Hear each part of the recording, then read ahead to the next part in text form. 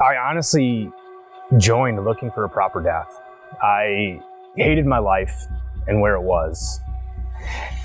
And I didn't want to dishonor my family by attempting suicide. I decided to transition out of the military after an injury. I was no longer deployable.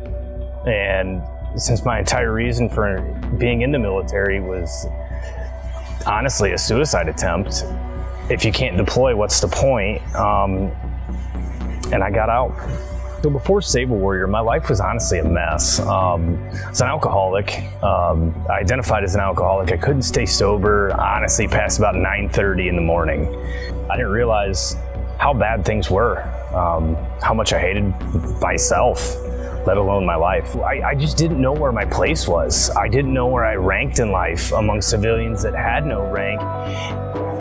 And I tried to take the military aspect into the civilian world, and it just didn't work for me. Save a Warrior was my biggest transition point. I had been out of the Army for 5 years before I came through Save a Warrior. I'd actually been in inpatient treatment for 7 months before I came through.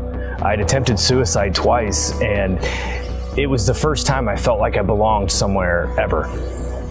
I wouldn't say I had to change absolutely everything in my life, but I had to make some major changes. The biggest change was how I looked at the world.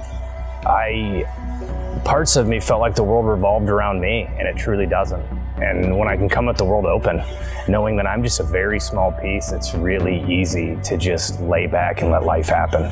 I'm open. I reach out to my old unit to see, if they have anybody transitioning, if people are moving to this area.